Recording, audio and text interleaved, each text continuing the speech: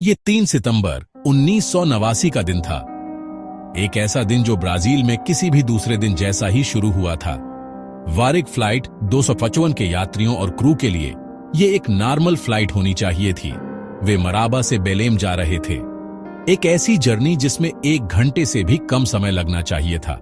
Aircraft एक Warik Boeing 787-200, आसमान का एक भरोसेमंद साथी, विश्वसनीय और जाना पहचाना। प्लेन में माहौल शांत था। लोग घर जा रहे थे, लोग छुट्टी पर जा रहे थे, लोग बिजनेस के लिए ट्रैवल कर रहे थे। Captain Cesar Augusto Padula Garcez, first officer Nilson de Souza Zille, अनुभवी एविएटर्स, वे पहले भी इस रूट पर उड़ान भर चुके थे। कुछ भी ऐसा नहीं था जो एक नॉर्मल फ्लाइट से अलग हो। ऑफिस में एक और दिन जैसा ही था, हजारों फीट की ऊंचाई पर। सूरज ढल रहा था, ब्राजील में लंबी परछाइयां बन रही थीं। यात्री अपनी सीटों पर बैठ गए थे, पढ़ रहे थे, बातें कर रहे थे। फ्लाइट अटेंडेंट अंतिम केबिन चेक कर रहे थे। इंजन एक जानी पहचानी दहाड़ के साथ चालू हुए। प्लेन मराबा एयरपोर्ट पर टैक्सी कर रहा था, टेकोनफ के लिए तैयार। बोर्ड पर 24 लोग थे जो अमेजन डेल्टा पर बेलेम जा रहे थे। 1 घंटे के भीतर शहर की रोशनी देखने की उम्मीद कर रहे थे। उन्हें नहीं पता था कि एक बड़ी गलती पहले ही हो चुकी थी। एक ऐसी गलती जो उन्हें एयरपोर्ट नहीं बल्कि अमेजन के बीच ले जाएगी। इस डिजास्टर की शुरुआत प्लेन के टेक ऑफ करने से पहले ही हो गई थी। ये एक सिंपल, ऑलमोस्ट ट्रिवियल एरर था जिसमें नंबर्स का इन्वॉल्वमेंट था। पायलट्स को दिए गए फ्लाइट प्लान में बेलेम की हेडिंग लिखी थी 0270। पायलट स्पीक में इसे ऐसे पढ़ा जाता है 0 to 7.0 डिग्रीज। ये एक प्रिसाइज डायरेक्शन है, लेकिन कैप्टन गार्सेज ने प्लान देखते हुए इसे 270 डिग्रीज पा रहा। उन्होंने शुरू का 0 और एंड का 0 हटा दिया। 027 डिग्रीज की हेडिंग प्रोग्राम करने के बजाय, जो कि नॉर्थ ईस्ट है, उन्होंने एयरक्राफ्ट के इंस्ट्रूमेंट्स में 270 डिग्रीज ड्यू वेस्ट डाल दिया। यह ह्यूमन एरर का एक क्लासिक केस था, एक छोटी सी मेंटल स्लिप जो कोई भी कर सकता है, लेकिन एक कॉकपिट में इसके कॉन्सिक्वेंसेस 1000 गुना बढ़ जाते हैं। फर्स्ट ऑफिसर जिले को कैप्टन के काम को क्रॉस चेक करना था। एक को पायलट इसीलिए होता है। टीम वर्क सबसे इंपॉर्टेंट है। उन्हें अपनी फ्लाइट प्लान के हिसाब से हेडिंग को वेरीफाई करना चाहिए था, लेकिन उन्होंने नहीं किया। वह दूसरे प्री फ्लाइट टास्क में बिजी थे। शायद वह डिस्ट्रैक्टेड थे, या शायद उन्होंने अपने एक्सपीरियंस्ड कैप्टन पर पूरी तरह से भरोसा किया। वजह जो भी हो, गलती अननोटिस्ड रह गई। जैसे जैसे उड़ान आगे बढ़ी, पायलटों को महसूस होने लगा कि कुछ गड़बड़ है। यात्रा बहुत लंबी हो रही थी। अब तक उन्हें बेलेम की एयरपोर्ट रेडियो फ्रीक्वेंसी मिल जानी चाहिए थी। फर्स्ट ऑफिसर जिले ने शहर के एक पॉपुलर रेडियो स्टेशन को ट्यून करने की कोशिश की। उन्हें बस स्टैटिक सुनाई दिया। सूरज ढल चुका था और उनके नीचे केवल अंधेरे की एक घनी चादर थी। कोई शहर की रोशनी नहीं, कोई जानी पहचानी जगह नहीं। रात में जंगल का बस खाली अंधेरा। कॉकपिट में शुरुआती आत्मविश्वास कंफ्यूजन में बदलने लगा और फिर डर बढ़ने लगा। वे कहां थे? कैप्टन गार्सेज को अभी भी यकीन था कि वे बेलेम के पास थे। उन्होंने एयर ट्रैफिक कंट्रोल को रेडियो किया, अपनी पोजीशन बताई और कहा कि वे उतरना शुरू कर रहे हैं, लेकिन बेलेम के कंट्रोलर्स उन्हें अपने रेडर पर नहीं देख पा रहे थे। वे मराबा के उत्तर पूर्व में एक विमान की तलाश कर रहे थे, लेकिन फ्लाइट 254 अब सैकड़ों मील पश्चिम में था। विमान के हाई फ्रीक्वेंसी रेडियो का उपयोग करते हुए गार्सेज ने एक और वारिक फ्लाइट से संपर्क करने में कामयाबी हासिल की। उन्होंने अपनी पोजीशन जानने की कोशिश की, लेकिन जानकारी कंफ्यूजिंग और कॉन्ट्रडिक्टरी थी। यह घने कोहरे में नेविगेट करने जैसा था। इंस्ट्रूमेंट्स कुछ और कह रहे थे, लेकिन खिड़की के बाहर की रियलिटी कुछ और ही थी। यह एहसास एक ठंडा डरावना झटका रहा होगा। वे बेलेम के पास नहीं थे। वे बुरी तरह से रास्ता भटक गए थे। उनके नीचे अमेजन था, दुनिया का सबसे बड़ा जंगल। ये एक ऐसी जगह है जिसे मैं अच्छे से जानता हूँ। ये एक हरा भरा रेगिस्तान है, एक ऐसी जगह जहां आप घंटों उड़ सकते हैं और पेड़ों के अलावा कुछ नहीं देख सकते। यहाँ कोई इमरजेंसी रनवे नहीं है। आपको घर तक गाइड करने के लिए कोई दोस्त जैसी रोशनी नहीं है।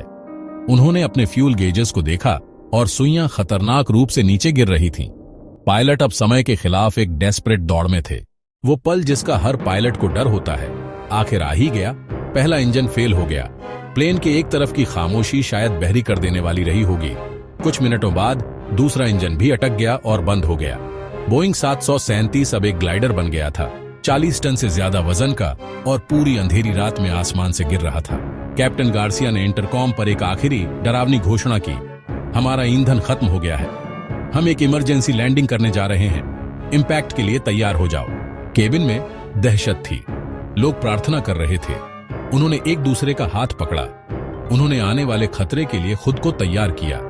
वे एक गहरे काले अंधेरे में गिर रहे थे। उन्हें कोई अंदाजा नहीं था कि उनके नीचे क्या है। यहीं पर एक पायलट की ट्रेनिंग उसकी पूरी सीमा तक परखी जाती है। कैप्टन गार्सिया को बिना पावर के प्लेन के उतरने को कंट्रोल करना था, एक ऐसी जगह पर निशाना लगाना था जिसे वह देख नहीं सकते थे। यह लगभग एक नामुमकिन काम है। उन्होंने पंखों को सीधा रखने की कोशिश की और इम्पैक्ट के फोर्स को कम करने के लिए प्लेन को जितना हो सके उतना धीमा किया। उन्होंने बेली फ्लॉप लैंडिंग का लक्ष्य रखा, उम्मीद करते हुए कि फ्यूजलेज झटके को सोख लेगा और पेड़ों के ऊपर से फिसल जाएगा। ये एक हताश जुआ था, वही जो उनके पास था। विमान जंगल की ऊपरी कैनोपी से होकर गुजरा, धातु फटने लगी और पेड़ टूटने लगे। टक्कर हिंसक और विनाशकारी थी। विमान घने जंगल से चीरता हुआ निकला, अपने पंख खो दिए, अपनी पूंछ खो दी। इसने जंगल में एक लंबा निशान बना दिया। पेड़ कुछ आदमी के शरीर जितने मोटे फ्यूजलेज में घुस गए, सीटें फर्श से उखड़ गईं, सामान मिसाइलों की तरह केबिन में उड़ने लगा। विमान कई टुकड़ों में टूट गया और एक चीखते हुए, घिसटते हुए रुका। फिर एक भयानक सन्नाटा छा गया जिसे केवल बचे हुए ईंधन के टपकने और घायलों की धीमी कराहों ने तोड़ा। घने जंगल में पूरी तरह से अंधेरे में बचे हुए लोग एक टूटी फूटी धातु की ट्यूब में फंसे हुए थे। तुरंत बाद अराजकता और भ्रम था। लोग घायल थे, कुछ गंभीर रूप से। फ्यूजलेज मुड़ा हुआ और टेढ़ा था, जिससे कई यात्री अपनी सीटों में फंस गए थे। हवा में जेट ईंधन की तेज गंध थी, जिससे आग लगने का डर लग रहा था। लेकिन चमत्कारिक रूप से विमान में विस्फोट नहीं हुआ। टक्कर हालांकि क्रूर थी, पेड़ों और पायलट के संभालने से इतनी नरम हो गई थी कि कुछ लोगों के लिए बचने लायक थी। लेकिन दुर्घटना तो बस शुरुआत थी। वे गिरने से बच गए थे, लेकिन अब एक नए दुश्मन का सामना कर रहे थे, खुद जंगल का। जब सुबह हुई तो बचे हुए लोगों ने तबाही का पूरा मंजर देखा। एक छोटा सा क्लियरिंग जो क्रैश से बना था, चारों ओर हरे भरे पेड़ों की एक ऊंची घनी दीवार, मलबा एक भयानक मंजर था। 54 लोगों में से 12 क्रैश में मर गए थे। कई और गंभीर रूप से घायल थे। हड्डियां टूटी हुई थीं, गहरे घाव थे। जो कम घायल थे उन्होंने कमान संभाली और वे सर्वाइवल मोड में चले गए। ये एक क्रिटिकल मोमेंट है। आप निराशा में डूब सकते हैं या आप लड़ना शुरू कर सकते हैं। उन्होंने लड़ने का फैसला किया। पहली प्रायोरिटी घायलों की मदद करना और जायजा लेना। वे बाहरी दुनिया से पूरी तरह कट चुके थे। प्लेन का रेडियो टूट गया था। किसी को नहीं पता था कि वे कहां थे और किसी को नहीं पता था कि कहां देखना है। उन्हें खुद पर भरोसा करना पड़ा। अल्फांसो सरायवा को बेसिक फर्स्ट एड का नॉलेज था। उसने और दूसरों ने फटे हुए कपड़ों का इस्तेमाल पट्टियों के लिए किया और घायलों की देखभाल की। गर्म नम जंगल में इन्फेक्शन एक बड़ा खतरा था। उन्हें पानी की जरूरत थी, लेकिन जंगल धोखेबाज होता है। साफ पानी मिलना आसान नहीं है। 2 दिनों तक वे मलबे के साथ रहे। यह सबसे अच्छा शुरुआती कदम था। लेकिन जैसे जैसे समय बीतता गया, उम्मीद फीकी पड़ने लगी। कोई सर्च प्लेन नहीं आया। छोटें और बिगड़ गईं और उनके पास कोई खाना नहीं था। 4 कम घायल बचे हुए लोगों ने एक बहादुर फैसला किया। वे निकलेंगे और मदद के लिए चलने की कोशिश करेंगे। यह एक बड़ा रिस्क था, खो जाना, घायल होना या जंगल का शिकार हो जाना। वहीं रुके रहना मौत की सजा जैसा लग रहा था। वे निकल पड़े, साहस और जीने की बेताब इच्छा के साथ। वे सूरज का पीछा करते हुए सभ्यता की ओर बढ़ रहे थे। उन्होंने घनी झाड़ियों को काटा। वे दलदलों से गुजरे। उन्होंने अनगिनत कीड़ों के काटने को सहा। उनके पास खाना नहीं था। उन्होंने झरनों से पानी पिया, यह उम्मीद करते हुए कि वे बीमार नहीं पड़ेंगे। यह क्रूर और थका देने वाला था। हर कदम पर वातावरण से लड़ना। उनकी कहानी इंसान की स्पिरिट का प्रमाण है। उन्होंने हार मानने से इनकार कर दिया, तब भी जब परिस्थितियां उनके खिलाफ थीं। 2 दिनों से भी ज्यादा समय तक उस भयानक जंगल में ट्रैकिंग करने के बाद चारों बचे हुए लोग थक कर चूर हो चुके थे, भूखे थे, कीड़ों के काटने से ढके हुए थे। जैसे ही वे सारी उम्मीद खोने वाले थे, उन्हें एक छोटा दूर दराज का फार्म हाउस मिला। वह एक महल जैसा लगा होगा। उन्हें सभ्यता मिल गई थी। किसान जो 4 लोगों को घने जंगल से निकलते देखकर हैरान था, उसने उन्हें खाना दिया, उसने उन्हें पानी दिया, उसने उनकी अविश्वसनीय कहानी सुनी। वह तुरंत मदद के लिए निकल पड़ा, रेडियो के साथ पास के शहर जाकर अधिकारियों को अलर्ट करने के लिए। असंभव हो चुका था। बचे हुए लोगों ने अपनी खुद की रेस्क्यू ढूंढ ली थी। इस खबर ने देश भर में हलचल मचा दी। एक सर्च एंड रेस्क्यू ऑपरेशन जो सैकड़ों मील दूर एक विशाल क्षेत्र में बेकार में खोज रहा था, उसे तुरंत रिडायरेक्ट कर दिया गया। किसान ने फार्म हाउस की एक अंदाजन लोकेशन दी। रेस्क्यूअर्स ने क्रैश साइट ढूंढने के लिए पीछे की ओर काम किया। सितंबर की 6 तारीख की सुबह क्रैश के पूरे 2 दिन बाद रेकेज पर बचे हुए सर्वाइवर्स तक आखिरकार हेलीकॉप्टर की आवाज पहुंची। उनके लिए यह सैल्वेशन की आवाज थी। यह एक वादा था कि उनकी मुश्किल आखिरकार खत्म हो गई थी। रेस्क्यू एक कॉम्प्लेक्स ऑपरेशन था। क्रैश साइट इतना रिमोट और घना था कि हेलीकॉप्टर लैंड नहीं कर सके। मेडिक्स और सोल्जर्स को कैनोपी के जरिए नीचे उतारा गया ताकि वे सर्वाइवर्स तक पहुंच सकें। उन्होंने एक ट्रियाज एरिया बनाया, सबसे गंभीर रूप से घायल मरीजों को स्टेबलाइज किया, इससे पहले कि उन्हें एयरलिफ्ट किया जा सके। एक एक करके सर्वाइवर्स को हेलीकॉप्टरों में ऊपर उठाया गया और अस्पतालों में उड़ाया गया। न्यूज फुटेज में उनके चेहरों पर राहत साफ दिख रही थी। उन्होंने मौत का सामना किया था और जीत गए थे। रेजिलियंस और मदद के लिए चलने वाले 4 बहादुरों की वजह से एक मिरेकल हुआ। अंत में ऑन बोर्ड 54 लोगों में से 42 जीवित बचे। 12 लोग जो मारे गए वे इम्पैक्ट पर या एक मामले में रेस्क्यू का इंतजार करते हुए चोटों से मारे गए। यह नुकसान दुखद था, जीवन और मृत्यु के बीच की बारीक रेखा की याद दिलाता है। रेस्क्यू के बाद की जांच स्विफ्ट और थॉरो थी। इसने तुरंत शुरुआती नेविगेशनल एरर पर ध्यान केंद्रित किया। जांचकर्ताओं ने फ्लाइट प्लान बरामद किया और पुष्टि की कि इंटेंडेड हेडिंग वास्तव में 027.0 डिग्रीज था।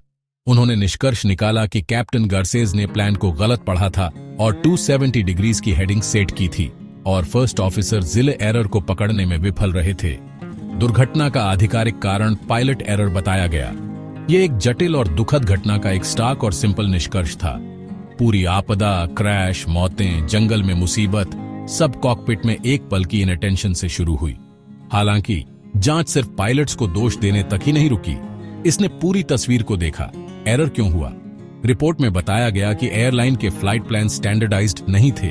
कभी कभी वे हेडिंग के लिए 3 डिजिट्स का इस्तेमाल करते थे, कभी 4 का। इस इनकंसिस्टेंसी ने कंफ्यूजन की संभावना पैदा की। जांच ने कंप्लेसेंसी और कॉकपिट रिसोर्स मैनेजमेंट या CRM के ब्रेकडाउन के खतरों पर भी प्रकाश डाला। यह team work, communication, cross checking procedures हैं जो इस तरह के सिंगल पॉइंट फेलियर को रोकने के लिए डिजाइन किए गए हैं। फर्स्ट ऑफिसर का हेडिंग को वेरीफाई करने में विफल रहना उतना ही क्रिटिकल था जितना कैप्टन की शुरुआती गलती। वेरिग फ्लाइट 254 का क्रैश दुनिया भर में एविएशन सेफ्टी सर्कल्स में एक प्रमुख केस स्टडी बन गया। इससे महत्वपूर्ण बदलाव आए। एयरलाइंस ने एम्बिग्विटी कम करने के लिए अपने फ्लाइट प्लान्स का फॉर्मेट स्टैंडर्डाइज किया। इससे भी महत्वपूर्ण बात यह है कि इसने CRM ट्रेनिंग में सुधार के लिए एक बड़ा पुश किया। पायलट्स को अधिक असर्टिव होना सिखाया गया। यदि उन्हें लगता था कि कुछ गलत है तो अथॉरिटी पर सवाल उठाना। कॉकपिट में ओपन कम्युनिकेशन की कल्चर को बढ़ावा देना। विचार यह था कि एक हायरार्की से दूर जाया जाए जहां कैप्टन हमेशा सही होता है और एक टीम बेस्ड अप्रोच की ओर बढ़ा जाए जहां दोनों पायलट्स फ्लाइट के हर फेज में सक्रिय रूप से एंगेज्ड होते हैं।